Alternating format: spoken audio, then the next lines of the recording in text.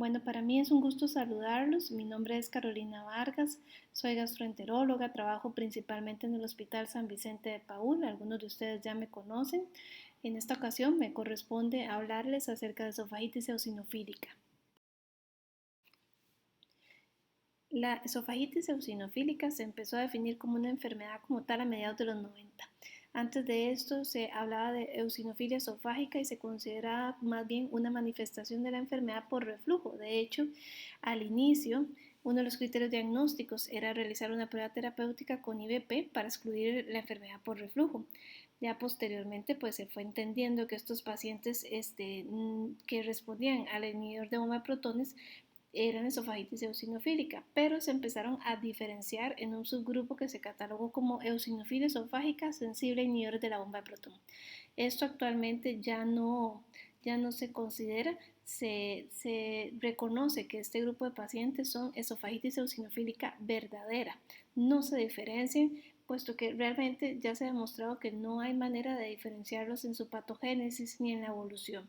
Así que ya hablamos simplemente de esofagitis eosinofílica y ya sabemos que los inhibidores de bomba forman parte del tratamiento de esta patología. Entonces hablamos de una enfermedad que es crónica, inmunomediada o antígeno-mediada, que se va a manifestar con síntomas relacionados con disfunción esofágica e inflamación predominantemente eosinofílica, que además sin un tratamiento va a progresar a una remodelación fibrosa y eventualmente a estenosis del esófago. Con respecto a la epidemiología de la esofagitis eosinofílica, sí se ha notado un incremento muy importante en la prevalencia, sobre todo a nivel de Occidente. Para el 2017 se reportaban 15 casos por cada 100.000 pacientes. 10 años después, en el 2017, ya se reportan 63 casos por cada 100.000 habitantes. Si bien es cierto, se puede presentar tanto en hombres como en mujeres, en cualquier raza y en cualquier edad, sí se ha visto pues que es sobre todo muy común, 3 veces más común en hombres que en mujeres, se presenta más en personas de raza blanca y la edad pico de incidencia son adultos jóvenes.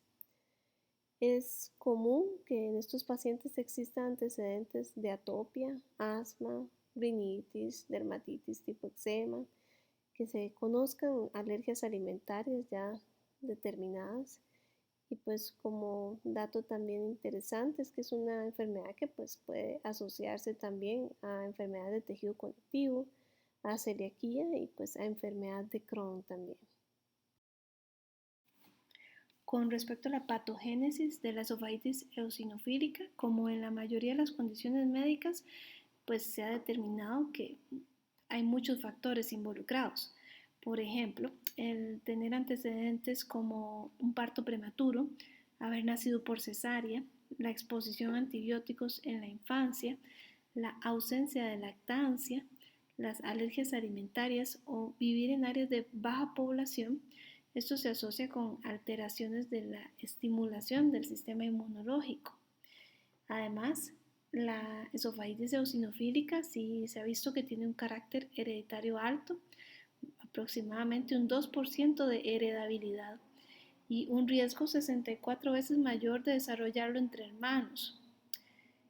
Además, ya se han identificado genes específicos que están involucrados en el desarrollo de esta patología. A nivel de lo que serían los mecanismos inflamatorios de la esofagitis eosinofílica, esta patología está causada por una respuesta inmune no mediada por IgE a antígenos alimentarios principalmente, aunque no de forma exclusiva. De hecho, en algunos pacientes la alergia ambiental estacional también juega un papel importante. Al parecer, pues hay estudios que han demostrado que es posible deglutir antígenos, por ejemplo, de polen o de ácaros. Entonces, en estos pacientes, tal vez con además un componente alérgico tipo rinítico, pues es importante también pues controlar esta parte porque sí se puede también relacionar con los síntomas a nivel esofágicos. Los linfocitos TH2 junto con citoquinas, sobre todo interleuquina 5 e interleuquina 13, van a inducir la infiltración eosinofílica en la mucosa esofágica. El abordaje o el estudio de los tejidos de pacientes con esofagitis eosinofílica ha permitido ver que lo que presentan es sobre todo pues unos espacios interepiteliales muy dilatados.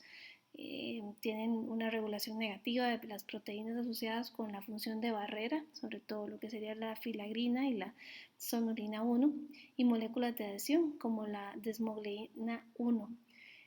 Al final, pues lo que se produce es una alteración de la barrera epitelial con un aumento de la permeabilidad, lo cual va a facilitar la penetración y presentación de antígenos y por lo tanto el reclutamiento de los eosinófilos.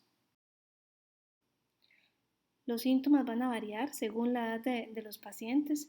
En niños lo que se reporta sobre todo son datos de dificultad para alimentarse, náuseas, vómitos, acidez y en casos ya más serios falla para progresar.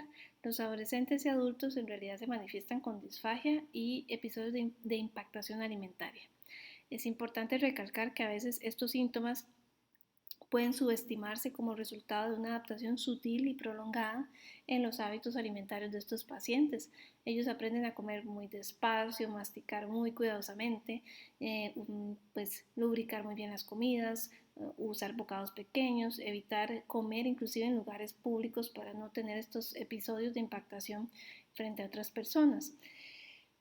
Esto pues puede retrasar precisamente el diagnóstico. Hay casos raros donde la primera manifestación puede ser una ruptura esofágica espontánea y evidentemente esto es muy raro y sobre todo en pacientes que han pasado por un periodo muy prolongado sin tratamiento. Bueno, ya sabemos lo que es la esofagitis eosinofílica, sabemos que es una inflamación causada por una alergia generalmente alimentaria o principalmente alimentaria, que es TH2 mediada.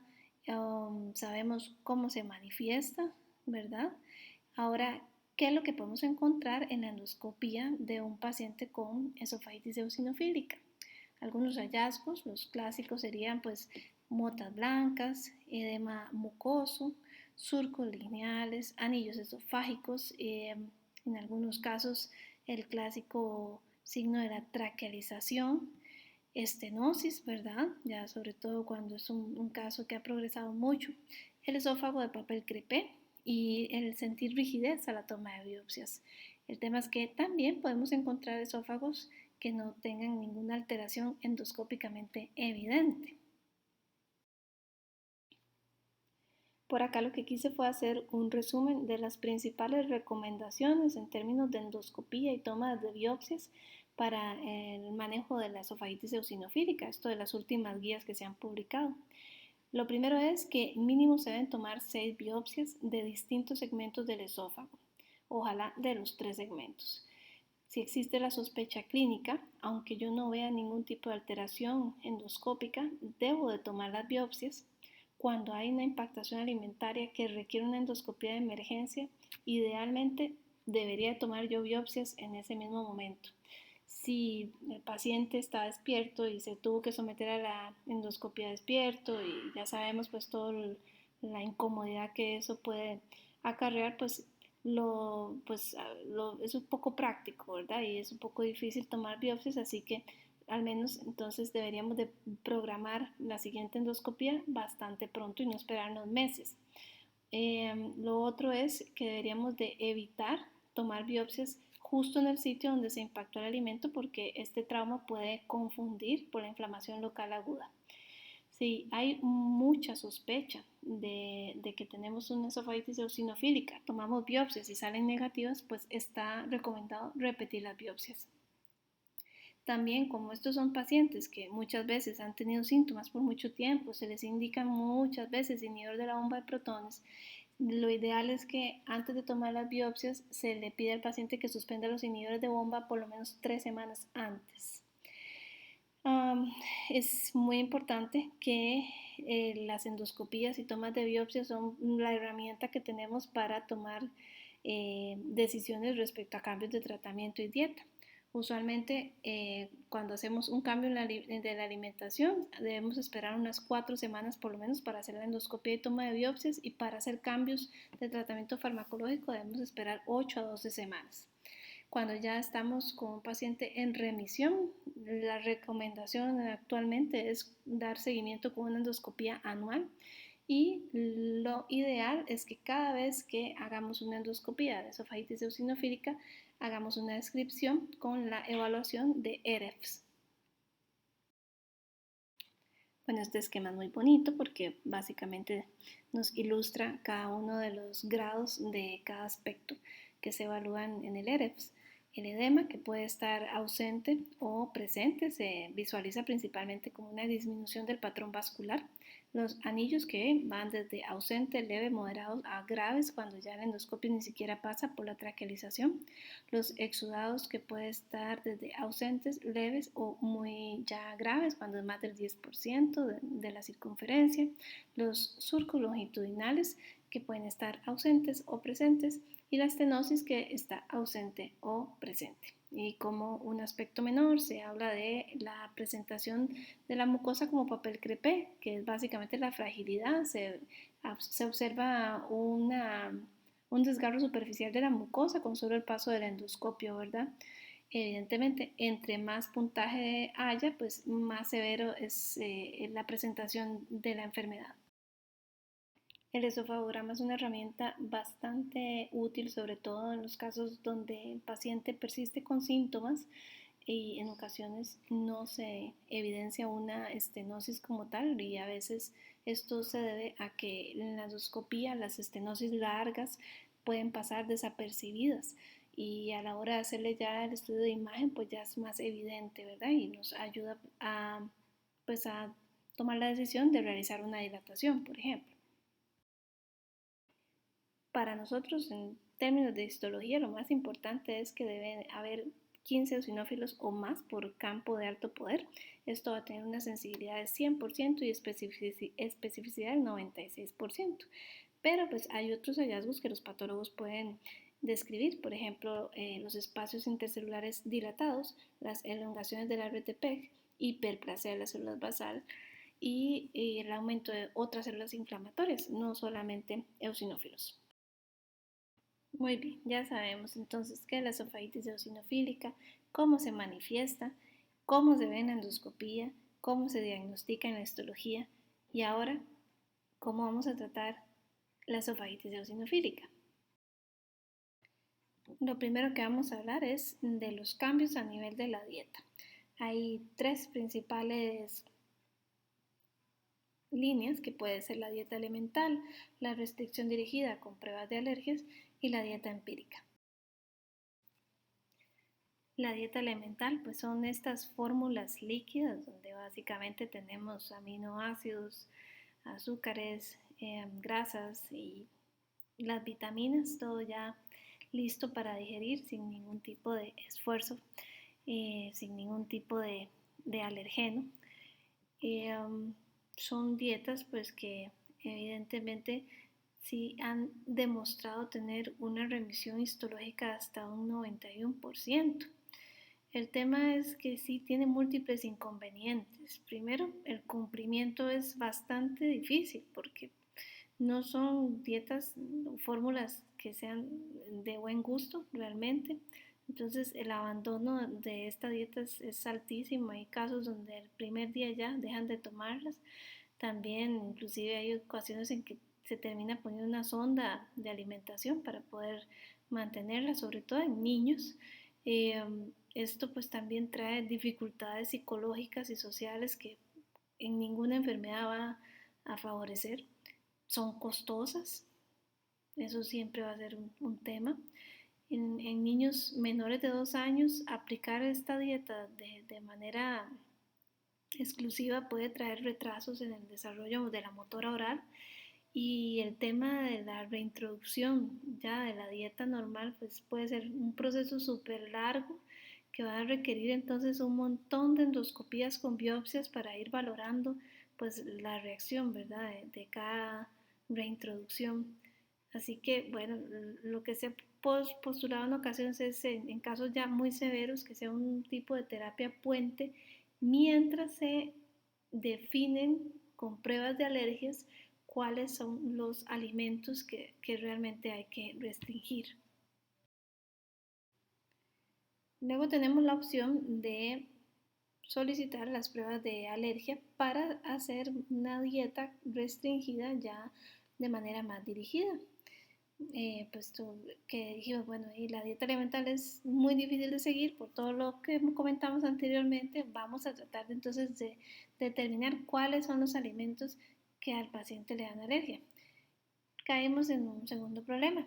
Estas pruebas no son tan buenas para detectar las alergias, por lo menos en el caso de la esofagitis eosinofílica. ¿Por qué? Por lo que habíamos hablado del mecanismo de inflamación.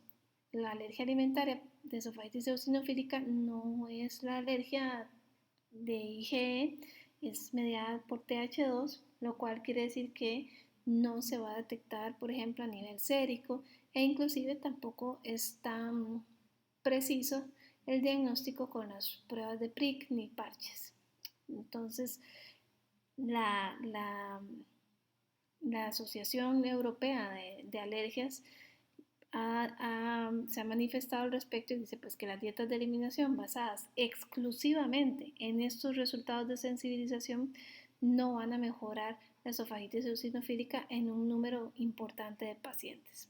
Para tener esto en cuenta. Entonces vamos a ir por lo siguiente. Llegamos entonces a la dieta empírica. Es la dieta que conocemos como la de eliminación de 6 alimentos. ¿Cuáles alimentos? Pues los que más frecuentemente se asocian con alergia, que son leche, trigo, soya, nueces, huevos y mariscos. Kagalwala y colegas en el 2006 publicaron un estudio donde pues hicieron o aplicaron esta dieta en un grupo de pacientes durante 6 semanas y se demostró que hubo remisión en 3 de 4 pacientes. Luego ya pues se continuaron los estudios y los más recientes metaanálisis han demostrado en realidad resultados muy homogéneos con una remisión de hasta un 70%. Una vez que se logra alcanzar la remisión con esta dieta, pues lo siguiente es empezar a reintroducir los alimentos individualmente con endoscopías para definir si hay o no reactivación de la enfermedad. Ahora bien, ¿es realmente fácil eliminar todos estos 6 alimentos de la dieta de las personas? Suena como, sí, son solo 6. Son solo 6, sí, pero son sumamente frecuentes en la alimentación básica del costarricense y de la mayoría de las pacientes en el mundo. Así que en realidad se está pensando que ya esto de la dieta de los 6 alimentos está un poquito obsoleta, pero sí fue muy importante porque la dieta de los 6 alimentos permitió ir determinando la frecuencia específica de alergia de cada uno de estos alimentos. Entonces ya se sabe que el alimento que definitivamente más presenta alergia es la leche, seguido por el trigo y el huevo, la soya y ya mucho menor frecuente lo que serían los frutos secos y los mariscos. Entonces se dijo, bueno, tal vez entonces no metamos o no quitemos los 6 alimentos, quitemos los 4 primeros, porque ya se sabe que los frutos secos y los mariscos no son tan determinantes, hagamos una dieta de eliminación de 4 alimentos. Esto, pues empezaron a hacer estudios y vieron que podían llegar a una remisión de un 54 hasta 64%. Entonces, la siguiente etapa fue decir, bueno, tal vez podemos entonces eliminar solo 2 alimentos. Empezaron a eliminar solamente la leche y el trigo o el huevo.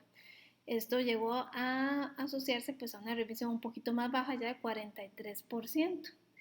Y se dijo, bueno, entonces acá lo que podemos hacer es que podemos aplicar la dieta de eliminar 2 alimentos y si no me responden, aplicamos la de los 4 alimentos. Esto entonces dio una eficacia combinada del 60%. Y ya para los pacientes que no respondieron a la de los 4 alimentos, entonces aplicaron la dieta de los 6 alimentos y llegó a una terapia a una eficacia combinada de un 80%. es tal vez un proceso escalonado, un poco complicado tal vez, pero a la hora de aplicarlo es menos difícil para el paciente si se logra encontrar la solución con la menor restricción de alimentos, ¿verdad? Al final pues llegamos entonces a al tema de si, cómo, pues, de si vale la pena o no hacer la restricción solo con un alimento que sería la leche. Acá todavía faltan estudios en realidad, pero sí se ha visto que la remisión anda pues muy parecida a la eliminación de solo dos alimentos, 44%. Entonces, pues hablando con colegas de alergias, lo que inclusive a mí me han recomendado es si se le hacen las pruebas, si todas salen negativas, lo mínimo que uno debería eliminar de la dieta de un paciente es la leche, porque definitivamente es la más frecuente y cabe una alta probabilidad de que vayamos viendo respuestas solo con este alimento. Tenemos que ser conscientes de que las dietas a largo plazo o los cambios de dieta a largo plazo van a tener muy mala adherencia. No es algo que en la práctica clínica real podamos aplicar fácilmente. Tiene un impacto importante en la calidad de vida y la salud mental del paciente. Entonces hay que esforzarnos un poco, por eso es tan importante el tema de trabajar además con un alergólogo que, que tal vez tiene mucha más experiencia en esto de los cambios de dieta y los nutricionistas para ir seleccionando cuidadosamente los candidatos apropiados, que es que tengan la edad, el estilo de vida, la voluntad y recursos financieros, además para someterse no solamente a los cambios de alimentación, sino también que la gracia de estar haciendo cambios de alimentación implica también hacerse endoscopías con biopsias repetidas. Digamos que tal vez a nivel de institución de la caja, pues esto no es problema, pero a nivel particular estar pidiendo a un paciente que se haga una gastroscopia con biopsia cada 4 meses durante todo el tiempo que estemos cambiando dieta, pues no es cualquiera. También pues tomar en cuenta que son pacientes que deberían de tener apoyo, información por escrito y idealmente consejo nutricional, ¿verdad? Pues por todo lo que ya hablamos. Bueno, ya vamos a empezar entonces ahora con el segundo pilar del manejo de la esofagititis eosinofílica. Ya hablamos de la dieta, ahora vamos a hablar de la parte de farmacoterapia. Primero vamos a hablar de los corticosteroides tópicos. Bueno, los esteroides son medicamentos muy conocidos, muy estudiados, se conocen muy bien sus mecanismos. Se sabe que reducen, por ejemplo, las células inflamatorias y por lo tanto la fibrosis, lo cual es uno de los objetivos que queremos con la esofagititis eosinofílica. Hay estudios in vivo que han demostrado la reducción del ARN mensajero de interleuquina 13. Esta es una interleuquina reguladora central en enfermedades alérgicas y también se reduce lo que sería el transcriptoma de esofagititis eosinofílica. Por otro lado, pues evidentemente como en todos estas enfermedades, pues se llegó a pensar, ok, usamos esteroides tópicos o sistémicos. Pues se han hecho estudios, por ejemplo, con corticosteroides tópicos versus prednisona oral y en realidad se ha visto que tienen la misma efectividad para inducir remisión clínica e histológica, pero con la diferencia, por supuesto, de que de los esteroides sistémicos que tienen más efectos adversos y sobre todo más graves, cual evidentemente ya sabemos y por eso no están indicados los esteroides sistémicos para el manejo de esofagititis eosinofílica. Respecto a los riesgos y efectos adversos de los glucocorticoides tópicos, pues el principal que se presenta es la candidiasis oral. Sí se ha reportado hasta un 16%, pero en realidad la mayoría son pacientes asintomáticos. Se diagnostica básicamente a la hora que se hacen las endoscopias de control. Logran responder bien a los tratamientos antifúngicos y no se ha tenido que suspender el tratamiento por este motivo. Luego, pues hay riesgo potencial, o se ha pensado en algún momento en el riesgo potencial de supresión del cortisol sistémico, sobre todo en niños, pero hasta el momento los estudios no han demostrado que esto suceda. Lo otro es, si en algún momento también se pensó que hubiese el riesgo de atrofia o displasia, de momento no se ha manifestado ninguna de estas condiciones. Así que en general se habla de que los glucocorticoides tópicos son bastante seguros. Bueno, dentro de este grupo de medicamentos en realidad hay varios, pero los más estudiados y en realidad también de los que tenemos más acceso es la budesonida y el propiopenato de fluticasona. Las potencias de estos medicamentos son bastante comparables y las diferencias en realidad se asocian más con los vehículos, ¿ok? Por ejemplo, la fluticasona, la mayoría de las veces la tenemos que utilizar con inhaladores multidosis, con gotas nasales o soluciones acuosas que se usan para nebulizaciones. Se está estudiando en este momento un comprimido, pero de momento lo que tenemos son presentaciones líquidas. Mientras que budesonida, pues ya contamos con más opción de medicamento de opciones viscosas. De hecho, ahorita en Premafarma sí se puede mandar a hacer budesonida en un jarabe viscoso y pues también lo otro es hacer como un hechizo. Se usan ampollas de budesonida para nebulización.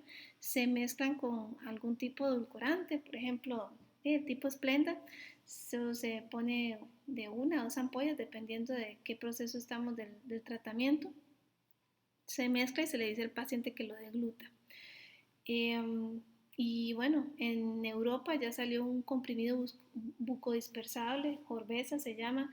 De momento por acá no lo tenemos, tiene una eficacia bastante alta, es de lo mejor que se puede ahorita encontrar en glucocorticoide tópico para la esofagititis eosinofílica, pero de momento no contamos con eso. Entonces, acá lo importante es que comprendamos que el esófago, pues al ser un tubo, es difícil de lograr un tratamiento ideal. Cuando es un medicamento completamente líquido, es más difícil que se mantenga adherido a las paredes. Con la fluticasona, que es de lo que acá más logramos tener, se le dice, por ejemplo, al paciente que acumule un poquito de saliva, se ponen los puffs de la fluticasona, se traga, ¿verdad? O se glute la saliva con el medicamento y se le pide que por lo menos pase unos 30 minutos a 60 minutos sin comer nada para que no aclare el medicamento del esófago así rápidamente. La budesonida viscosa tiene la característica de que pues se adhiere un poquito mejor a las paredes del esófago y pues por eso se prefiere si es posible en esta presentación.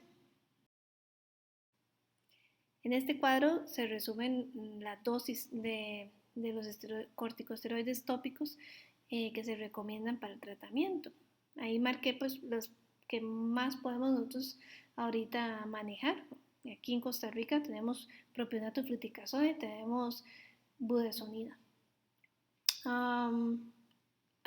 Me gustaría que hiciéramos aquí un hincapié en el hecho de que la dosis recomendada de fluticasona propionato para inducción en el tratamiento de la esofagitis son 1760 microgramos por día.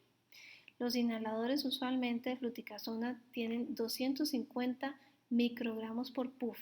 Entonces, se supone que yo le tengo que pedir al paciente que degluta 7 puff por día. Se supone que, bueno, dividido en 2 dosis. Entonces, por decirlo así, de 4 puff 2 veces al día. Eso implica que el paciente va a necesitar como 8 inhaladores por mes solo para la inducción. Estos inhaladores salen aproximadamente unos 35,000 colones. Nosotros le estaríamos pidiendo a un paciente que gaste así de entrada 300,000 colones solamente para iniciar el tratamiento, cosa que pues no es cualquiera que lo puede adquirir. A nivel de la caja nosotros tenemos la fluticasona, se podría pedir nolon, ¿verdad? Y también resulta que tenemos budesonida, tenemos las ampollas de budesonida, tenemos Pulmicort de hecho, pero también obviamente tendremos que pedirlo con nolon. Las ampollitas estas pues son de 1 miligramo, entonces tendremos que pedir de 2 a 4 miligramos o 2 a 4 ampollas por día para la inducción, y ya después en teoría la del mantenimiento serían 2 ampollitas por día, o mandar a hacer la solución a Premafarma, que si no estoy mal, creo que saldría económicamente mejor que comprar estos medicamentos. Es que el asunto es que son medicamentos que están pues idealmente formulados para manejo pues, de otras cosas, más asma y demás. Y bueno, por último, nuestros viejos y confiables amigos, los inhibidores de la bomba de protones. Bueno, los IBP son el tratamiento inicial más prescrito en el mundo para pacientes con esofagitis eosinofílica de todas las edades. Bien sabemos que es una opción accesible con una efectividad moderada y muy seguros. Inicialmente, como ya sabemos, los inhibidores de la bomba de protón se consideraban pues, un método para diferenciar del reflujo. Se creía que los cambios que producían a nivel de la esofagitis eosinofílica estaban asociados específicamente con la actividad antisecretora, pero actualmente ya se sabe que los IBP tienen un efecto antiinflamatorio directamente en el epitelio del esófago. Tienen pues efecto en una regulación negativa de la expresión génica esofágica de eotaxina 3, CCL26, de la interleuquina 5 y la interleuquina 13, que ya la hemos mencionado, tienen que ver con la inflamación de esta enfermedad. Restauran también la integridad de la mucosa esofágica dañada, revierten el transcriptoma inflamatorio y también revierten la remodelación fibrosa. Todo eso al parecer se ha determinado con respecto a los efectos que tienen los inhibidores de bomba de protones. No están definidos únicamente con el tema de la acidez. Con respecto a la efectividad de los inhibidores de la bomba de protón, por ejemplo, en el 2016 se publicó un metaanálisis con 33 estudios. Acá se determinó que los IBP a dosis doble lograban una revisión histológica que se determinó como tener menos de 15 eosinófilos por campo de alto poder en 50.5% de los pacientes, con mejoría sintomática en el 60.8% de los pacientes. Estos son datos realmente muy similares a los esteroides y a los cambios de dieta. Además se vio que estos resultados eran independientes de los niveles de pH, los cambios no tenían nada que ver, y se logró que después en pacientes con una remisión de 1 año se redujera la dosis a la mitad y en más del 70% se mantenían con los resultados. Actualmente existe un registro que se llama el Registro Connect, es una colaboración europea de 40 sitios que pues básicamente se dedicaron a meter información durante tiempo prolongado, todas de la experiencia que iban haciendo con sus pacientes. Acá lograron con este registro determinar una mejoría del 48.8% de los pacientes, hablando de tener menos de 15 eosinófilos y mejoría sintomática del 71%, o sea, muy similar en realidad al metaanálisis del 2016. La doble dosis se mantuvo, se recomienda por unas 8 a 12 semanas. Los sitios que participaron en esta colaboración es lo que recomendaron. No se detectó ninguna diferencia significativa entre los diferentes inhibidores de la bomba de protones, y sí se ha visto que lo que sí se demostró en estos estudios es que cuando el fenotipo es estenosante, cuando realmente la presentación es ya de estenosis, difícilmente los inhibidores de la bomba de protones van a tener una eficacia como tratamiento de primera línea. Esto es muy importante para que lo tengamos en cuenta. Cuando tenemos un paciente con estenosis, difícilmente, no le mandemos solamente inhibidores de la bomba de protón porque no, es muy baja la probabilidad de que estos pacientes respondan solo con esto. Así que llegamos a nuestro último recurso de tratamiento, que es la dilatación neumática. Como mencionamos al inicio de esta presentación, la esofagitis eosinofílica de larga duración que no se trata, al final va a progresar en una estenosis esofágica. Entonces, cuando tenemos esto, una de las opciones más conocidas para tratar las estenosis son las dilataciones. Por acá podemos ver que en realidad ya sean los balones hidroneumáticos o los de Savary, ambas opciones son válidas y pues la recomendación es que el terapeuta use el método que mejor le parezca, dependiendo ya sea de su experiencia, de los recursos que tenga o del tipo de estrechez, ¿verdad?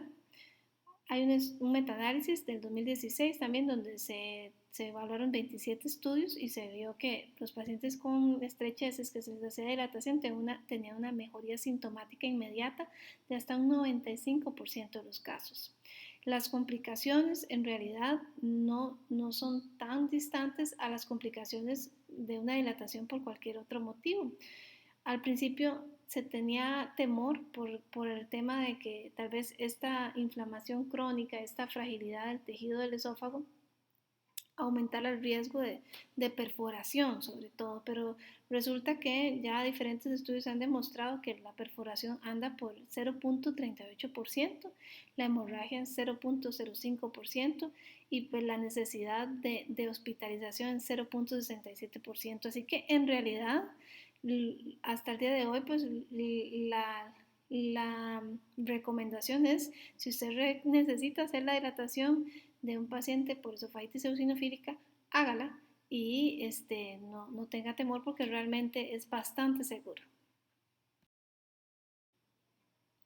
Un dato importante para que tengamos en mente siempre, el alivio de la disfagia y la impactación se ha demostrado que usualmente se alcanza al llegar a dilatar a 16 milímetros.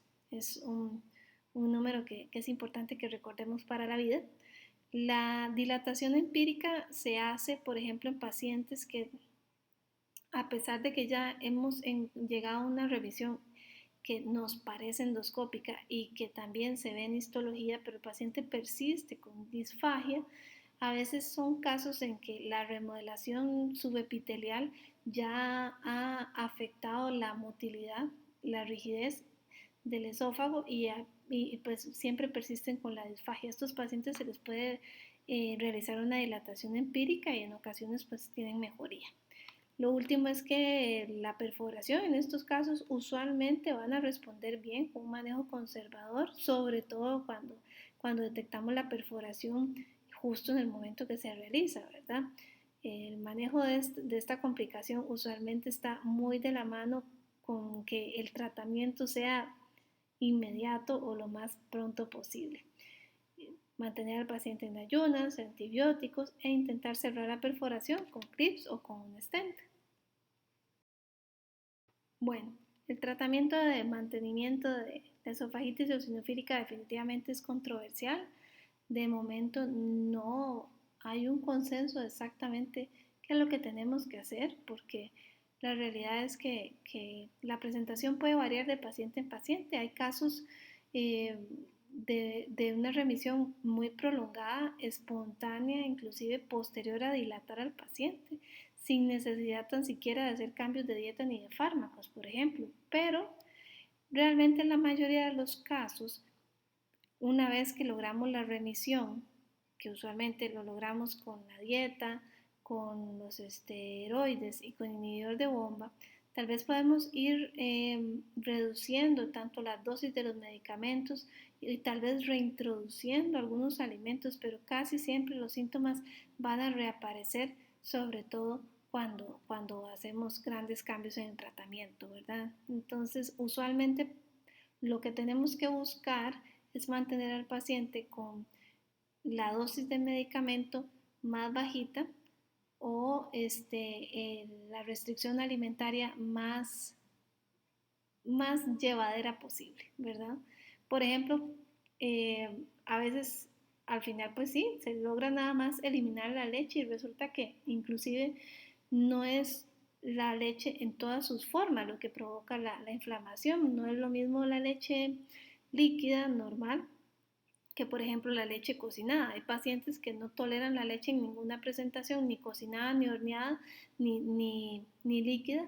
Hay otros que realmente solo van a tener manifestaciones con la leche líquida como tal. Entonces, pues por eso, de nuevo, nutricionista y alergólogos son los que nos van a ayudar pues a ir haciendo estos cambios y estas modificaciones en el tratamiento, sobre todo a largo plazo, ¿verdad? Este es un flujograma que a mí en lo particular me gusta bastante, también es de las guías británicas. Resume bastante bien lo que sería el abordaje terapéutico. Empieza pues diciendo que cuando estamos ante pacientes con síntomas muy severos o ya enfermedad tipo estenótica, pues hay que considerar definitivamente la dilatación antes inclusive de hacer cambios de dieta o tratamiento farmacológico. Entonces, siempre igual tenemos que pensar en el tratamiento farmacológico y la alimentación. Lo ideal es como que con el tema de la dieta, ojalá nos apoyemos con algún otro especialista, ¿verdad? Como hemos dicho, generalmente alergólogo y o nutricionista para que nos vayan guiando. Y con respecto pues a los tratamientos, ya sea el inhibidor de la bomba de protones o los esteroides, usualmente en la práctica clínica nosotros empezamos con los inhibidores de la bomba de protones cuando los síntomas no son tan severos, puesto que son, como ya dijimos, tratamientos accesibles, bastante seguros. Así que podemos hacer la prueba primero con los inhibidores de la bomba de protones, la dieta, esperar las 8 o 12 semanas, hacer una endoscopia control con biopsias. Si hay una respuesta, si ya tenemos menos de 15 eosinófilos por campo de alto poder, pues entonces podemos considerar mantener el mismo tratamiento, reducir la dosis, desescalar la dosis de inhibidor de bomba, y pues o suspender el tratamiento y dar seguimiento. Evidentemente, pues eso va a depender de cada caso.